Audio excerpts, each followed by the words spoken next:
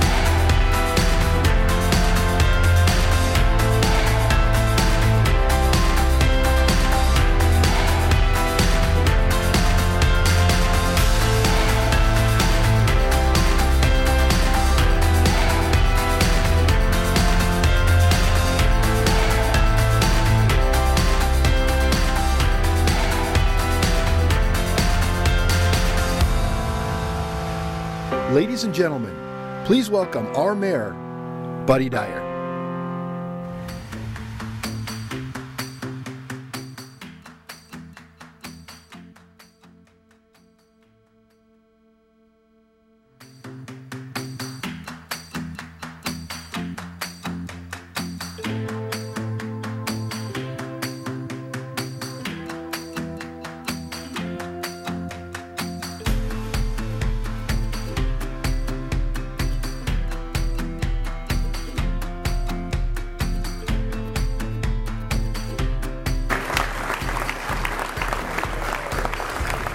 Please. Thank you so much and good morning. Did you enjoy the city sizzle reel? That was pretty cool, wasn't it? So thank city staff for that. I had absolutely nothing to do with that. So this is the 15th time that I've had the opportunity to update our residents on the state of our city. Can you believe that? 15 times, 15 years. I was at a conference earlier this week with 40 other mayors, and I realized that I was the longest serving mayor of anybody from one of the big cities. So I thank you for the honor of being able to say that. During that time, much of our shared mission has been on putting pieces in place to build a modern city with a thriving economy. So the revitalization and transformation of our downtown, our venues, and our evolution into a premier sports and entertainment destination, the medical city at Lake Nona, downtown's creative village anchored by UCF in Valencia, Sunrail and our expanding transit, investing in police and fire to keep our neighborhoods safe, reshaping and diversifying our economy to grow the companies and careers of the future, and becoming the most sustainable city in the Southeast United States.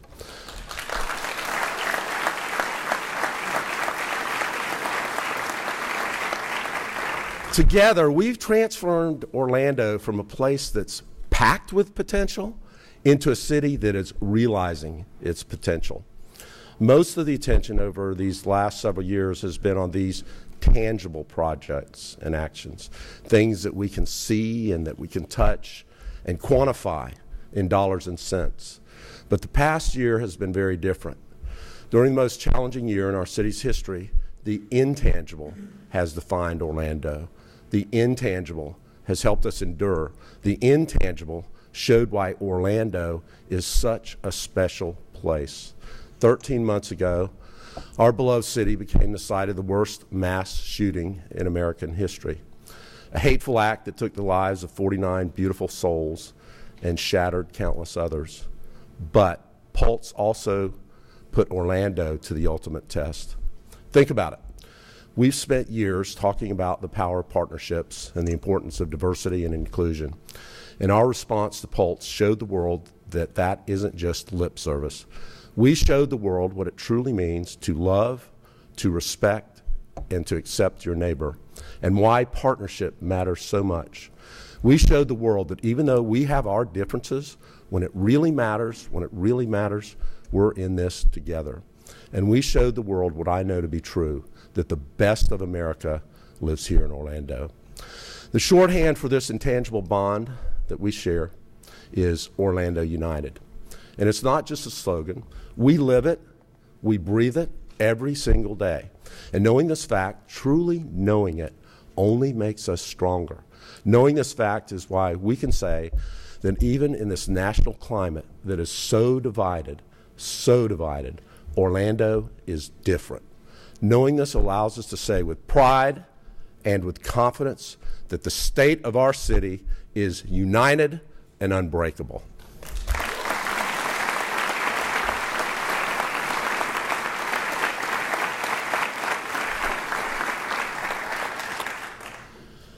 As we examine the state of our city here in July of 2017, our community finds itself at an inflection point. For most of Orlando's history, we've been a place that everybody wants to visit. Today, Orlando is also the place where everyone wants to live and to do business. List after list has Orlando as one of the fastest growing cities in America. We're transforming from our role as that young upstart, that teenager, to a more mature global city. This transition will impact every single one of us. Incredible opportunities lie ahead, but so do big challenges. making sure that everyone benefits from our growth, making it easier to get from one place to another and less reliant on cars, being able to create the careers of the future to help extend opportunity to everyone, including our young people, keeping our communities safe, meeting the need for more quality housing, and enhancing the amenities for everyone, from youth to seniors. And it's worth pointing out that having these challenges is actually a good thing. There are plenty of cities that wish they had these challenges. They're a result of the success that we've built together and a sign that we're headed in the right direction. While many of these challenges aren't unique to Orlando, what is unique is how we're addressing them. We've seen what it means to be Orlando United. Being Orlando United will be our advantage as we work together to address these challenges and shape our future. The first big step in preparing for the growth of our city is actually thousands and thousands and thousands of small steps. And we're, of course, talking about city planning. You knew I'd start with city planning, right? But truly, it is one of the vital jobs of a local government, from visioning exercises to land use studies, development codes, comprehensive neighborhood planning, acronyms like ARB, GMP, BZA. Man, this stuff is complicated, and I have an engineering degree and a law degree.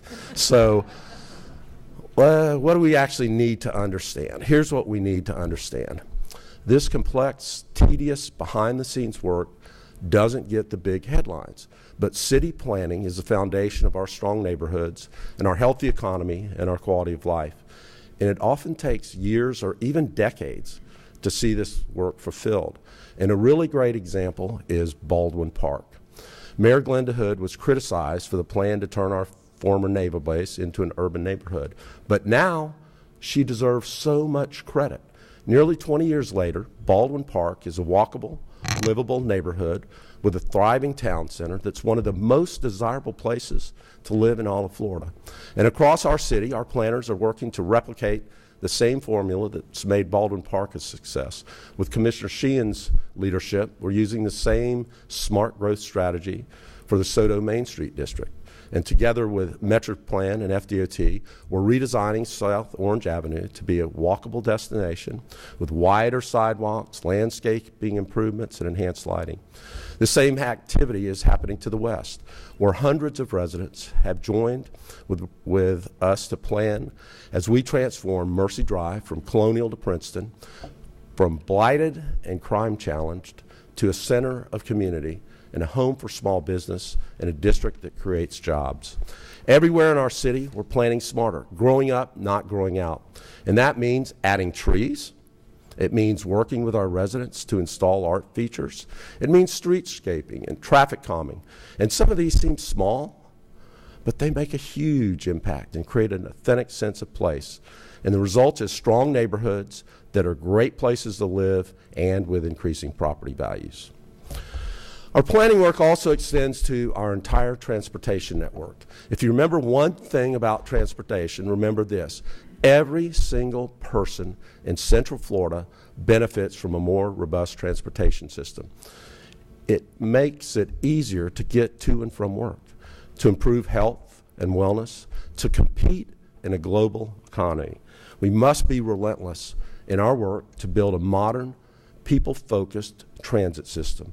And we must do the hard work today to give people new and better ways to get from one place to another without depending entirely on a car. This mission is so important that a year ago we activated a new transportation department within our city government. Our team is hard at work transforming our streets, which for decades have been car-only arteries, into what is known as complete streets that enable safe access for pedestrians, bicyclists, motorists, and transit riders of all ages and abilities. We're working with our state and regional partners to advance the I-4 Ultimate project. Beyond adding more lanes and reducing congestion, the I-4 project is also paving the way for other important transit developments. A pedestrian bridge is taking shape that will take walkers and bikers safely over Colonial Drive in downtown Orlando. And that bridge will also serve as a key piece of a network of urban trails that extend Gertrude's Walk and will one day be part of a pedestrian trail connecting Orange, Osceola, Seminole, and Volusia counties. And that's exciting news for our cycling community, whose members have helped us add 40 bike racks and grow our bike share program to more than 10,000 people. And we're making it easier to connect to our airport. Through Commissioner Ortiz's leadership, we're transforming Cimarron Boulevard into a gateway business district and studying how to infuse a mix of transit options that will take people from Orlando International Airport all the way to Altamont Springs. And with our regional partners, we're extending Sunrail south into Osceola County, adding 17 miles and 4 new stations. And that means new ways for our neighbors to commute across the region to access Orlando International Airport.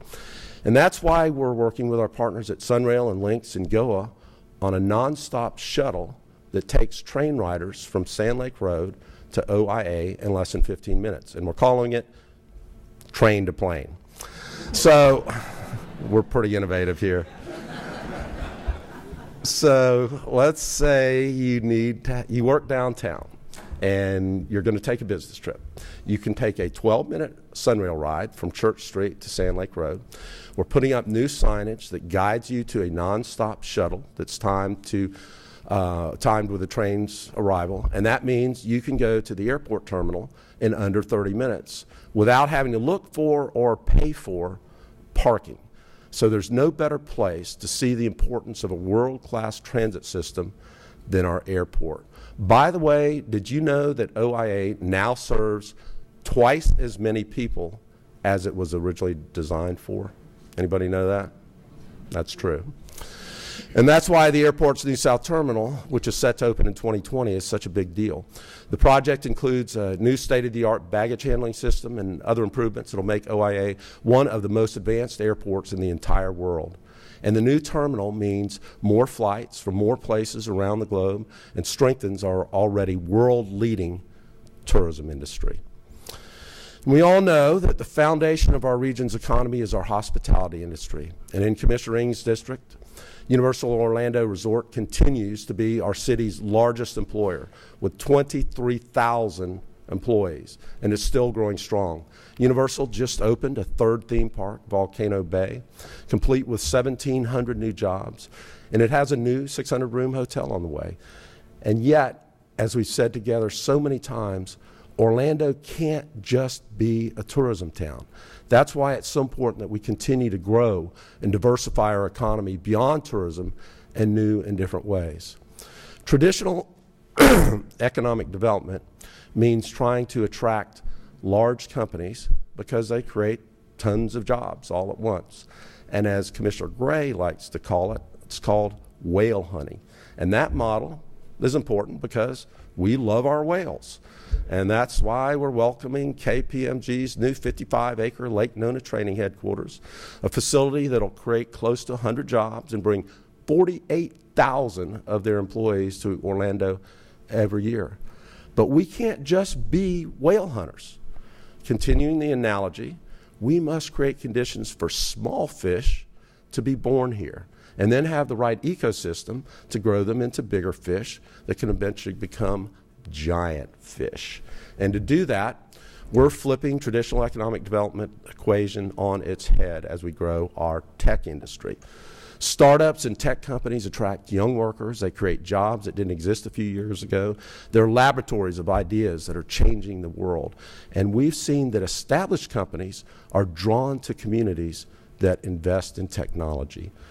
A culture of innovation is also one that breeds companies that are not exclusively profit-driven, but driven by doing good as well.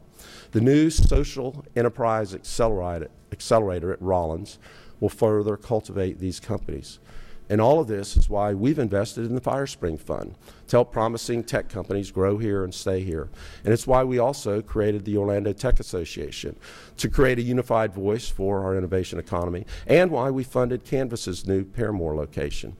We're seeing the results of this shared work as the number of tech jobs, listen to this, the number of tech jobs has increased 150%, and that was just over last year. How about that?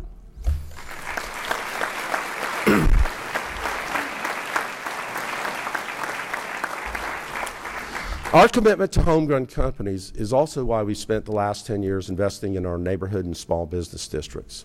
We now have 10 Main Street districts that are responsible for 3,000 full-time jobs, 2,500 part-time jobs, 1,000 new businesses.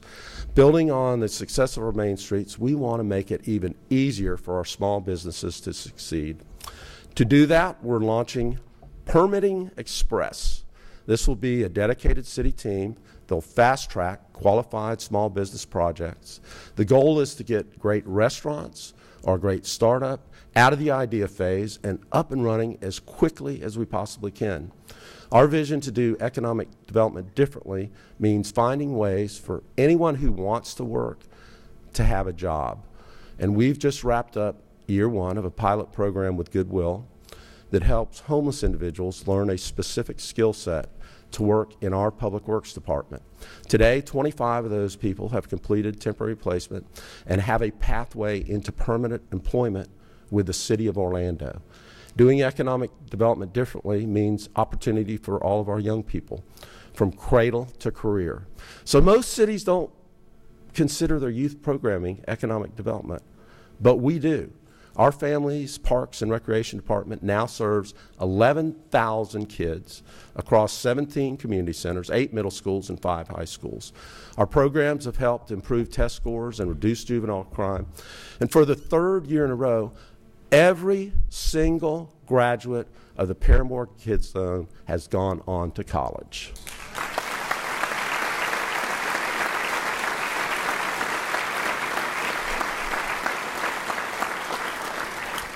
Our Operation AmeriCorps team are responsible for helping 900 students graduate from high school and earn more than $1 million in college scholarships.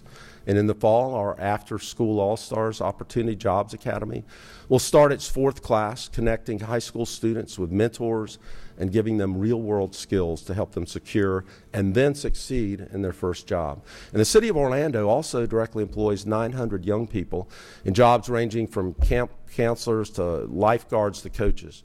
And with the help of Commissioner Hill, 100 young people from District 5 are part of our Summer Youth Empowerment Program, where they're matched up with employers to do everything from learning how to manage a hotel, to building video games with the UCF staff, to learning what it takes to be a firefighter, to working in the office of a United States Senator. And even our summer camps aren't just places for kids to play.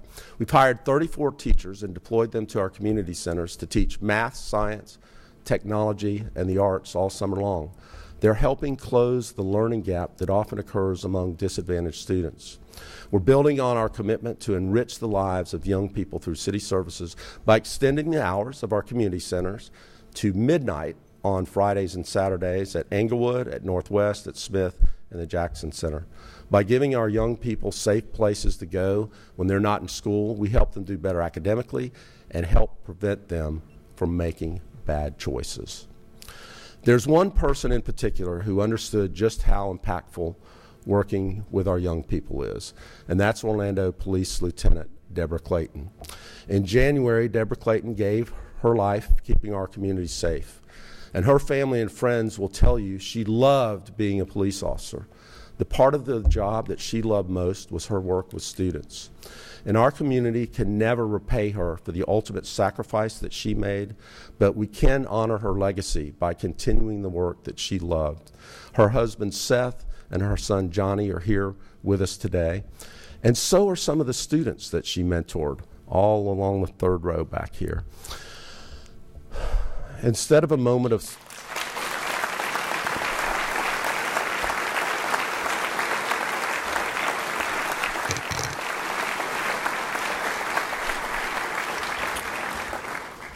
So instead of a moment of silence, what we would like to do is to have the students lead us in a moment of celebration of her life.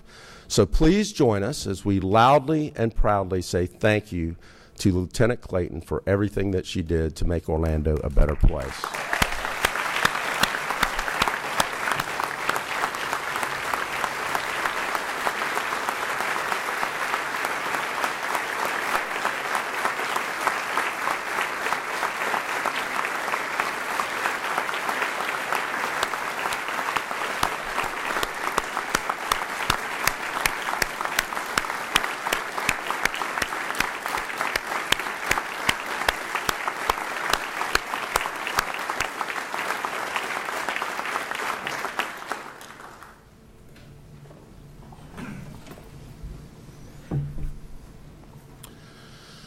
Looking out at these students, we can be confident that Lieutenant Clayton's legacy will live on in our work with these young people. And it lives in our unwavering commitment to keep Orlando safe. Though our city is changing, one thing will never change, and that is our most important job, keeping you safe. And that's why we continue to add police officers. This year we funded 15 new police officers, and in the year ahead, we're adding 15 more to meet the growing needs of the rapidly growing southeast part of our city. Our new OPD headquarters had to be more than just a state-of-the-art home for our police department. It had to be a reflection of our work to build a better relationship between our residents and our officers. To keep our officers safe and show transparency and accountability to our residents, we're equipping every single patrol officer with a body camera. And that's why we're also working to secure grant funding for 15 downtown bike officers to help keep our urban core safe as we host more events and prepare to welcome 7,000 students when the UCF Valencia campus opens in 2019. Our police force is relentless in fighting crime, as well as working to stop new crime trends. Residential burglaries are down nearly 14%. Violent crime down almost 18%, continuing its downward trend. And robberies of our businesses are down 76%, a result of the great work of our specialized units to remove illegal guns from our community. Deborah Clayton's murder, the death of Orange County Sheriff Deputy Norman Lewis, and Pulse are vivid reminders of the risk that our first responders take every single day. As the traditional roles of police officers and firefighters evolve, we must make sure that those who keep us safe are equipped to respond to any level of emergency. To do this, we've expanded OPD's state-of-the-art training facility to include a simulator that allows officers to realistically practice many of the experiences they might encounter while on patrol. And this training is one of the reasons that our use of force continues to decline year after year. We are also providing our firefighters with ballistic vests and the highest level of training available to respond to mass casualty events. We're adding 12 firefighter positions to place a new tower truck down in the Lake Nona area. In Rosemont, we're building a new and modern permanent fire station with Commissioner Stewart's leadership, and we're planning 2 additional replacement stations over the next 5 years. We're supporting OFD as they work to engage residents to be first-line responders themselves, with the goal of training every single one of our residents in hands-only CPR. And after only a few years, we've trained 80,000 residents already. OFD does so much for our community, from conducting teen fire academies to visiting terminally ill kids, to the hundreds of safety presentations they do for our businesses. And we often say the Orlando Fire Department is the best fire department in America. And that's not just a proud mayor bragging about his department. OFD has attained a series of accreditations that literally put it among the elite of the elite. And that means that everyone who calls our city home can go to sleep at night knowing they have fire protection and emergency response that is the best in America.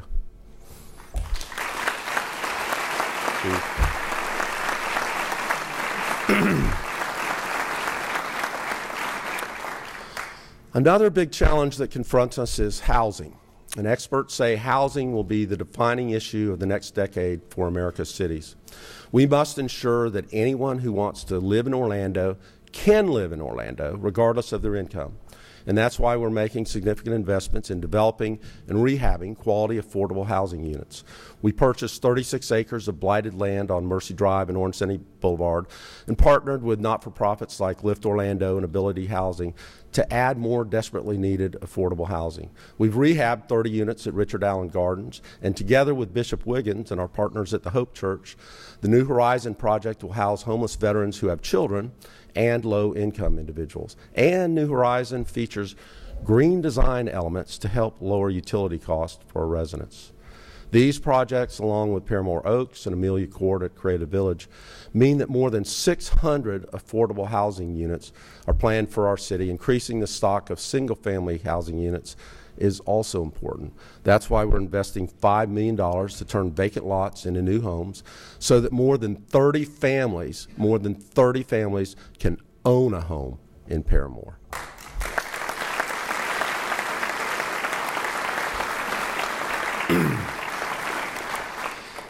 So growing affordable housing landscape, our affordable housing landscape, is a challenge that comes with a lot of big questions.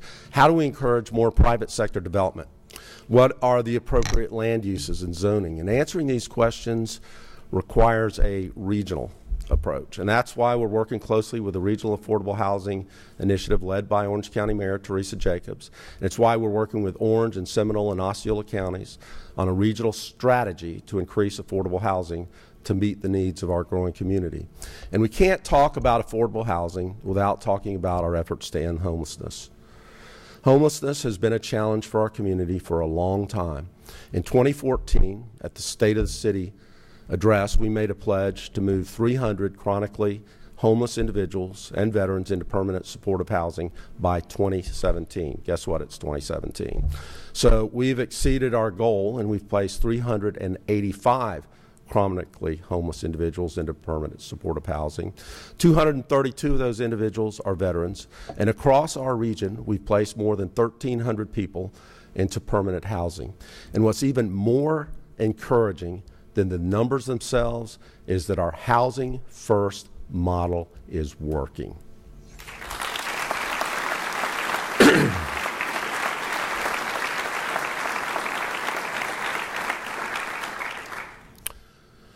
One of the big reasons that people are moving to Orlando is our unmatched quality of life. We were just named the number one city in America for recreation by Wallet Hub. Now, this doesn't mean that we can rest on our laurels, and that's why we're renovating Gilbert McQueen Park, why we're building 2 new parks in southeast Orlando, Laureate Park and East Airfield Park, although I think we're going to rename that East Airfield Park. And it's why we're improving playgrounds in Malibu Groves Park, the Northwest Community Center, and Willows Park. And it's why we've created new kinds of public spaces like dog parks at Lake Druid and Constitution Green and Park of the Americas, and added a mountain bike park. Our commitment to quality of life is why we're focused so much attention on making our city a home for arts and for culture, which features public art, new art galleries opening every year, really every month, Lock Haven Park, the establishment of a poet laureate, and of course, our Dr. Phillips Center for the Performing Arts. So who else is excited to see phase 2 of the Dr. Phillips Center underway? Thank you, Jim.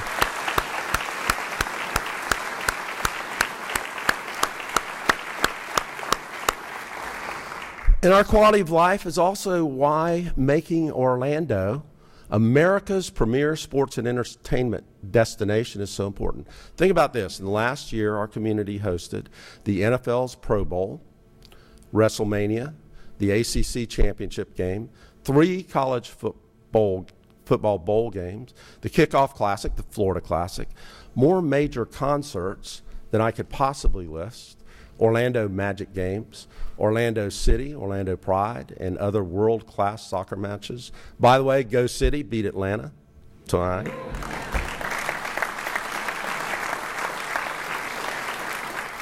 Solar Bear games, NCAA tournament basketball games, more than 100 events at the USTA's new home for American tennis in Lake Nona, high school sports, and on and on. These events pump hundreds of millions of dollars into our economy. They fill our restaurants, they fill our hotels, and just as important, they showcase Orlando to the world. That kind of exposure brings attention and investment and helps fuel the evolution of a global city of the future. And being a city of the future means being a place where innovation and sustainability drive our quality of life. It's why we've made the historic pledge to achieve 100% renewable energy for all city operations by 2030 and 100% renewable energy citywide by 2050.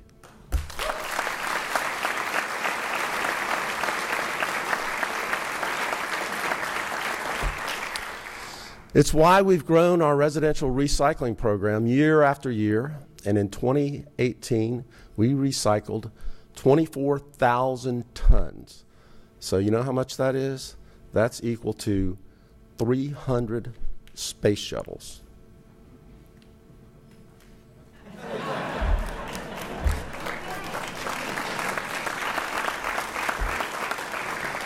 Our commercial food waste program diverted 2 million pounds of food from landfills, and it's why our city fleet has added 2,000 advanced fuel vehicles with the goal of powering our entire fleet with renewable energy by 2030. And it's why Lynx, listen up, Edward, opened the largest compressed natural gas facility in the Southeast. The station has distributed nearly 2 million gallons of CNG to buses and fleets across Central Florida. That's the equivalent of taking 4,000 cars off the road. And we also continue to work hand in hand with OUC to be a greener city. This year, OUC will add 30 megawatts of solar power. That's enough power to power nearly 5,000 homes. Cities that embrace innovation are increasingly relying on smart sensor technology.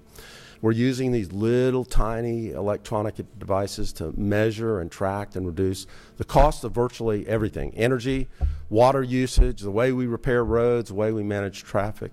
And with our focus on regionalism, we're proud of our partners in Osceola County, and thank you, commissioners, for being here today. Our partners in Osceola County for building Bridge in Neo City, the world's first industry-led smart city sensor and research hub that will bring 4,000 jobs right here to our backyard. Our unique, you know what?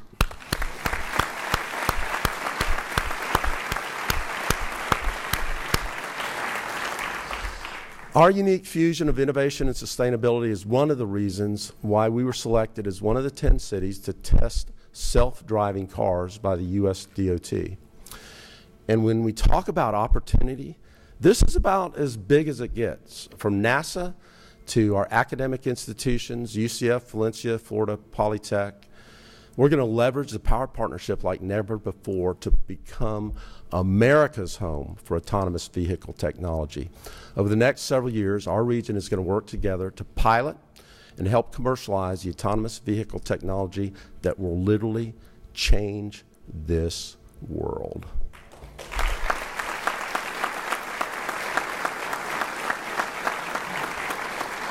So when we think about it, being a pioneer of self-driving cars is the kind of opportunity that 14 years of building partnerships has created for us.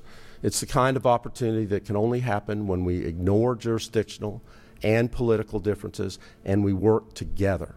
It's the kind of opportunity that the Orlando of 2017 was absolutely made for. And there are so many partners in this room and across the region that we need to thank. So please bear with me for just a minute as I recognize a few. Our Orlando City Commissioners who work tirelessly on behalf of our residents. No mayor in America has better partners than the 6 of you.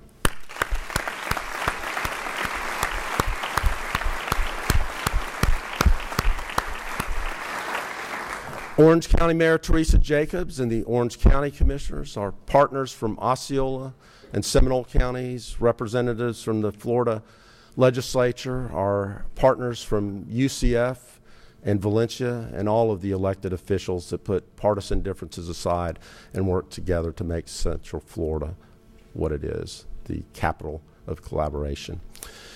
And in these types of events, we always want to recognize our city employees, our city family, as we call it. And after the last 13 months, words in a speech don't come close to conveying our gratitude and appreciation. When an unimaginable tragedy struck, every one of you stepped up to do what was needed to be done. One of our city family members was kind enough the other day to pay me a compliment and say that Orlando was lucky to have me as mayor. And that's a wonderful thing to hear, and it's humbling beyond measure. But the truth is that our city is lucky to have you. And I'm the one who's lucky because I get to work with the best city employees in all of America. So please let us properly say thank you for all that you do for our residents.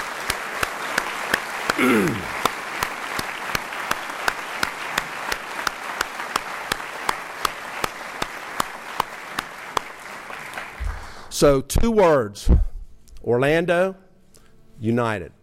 We began today by talking about how much those 2 simple words have meant to us for the past year.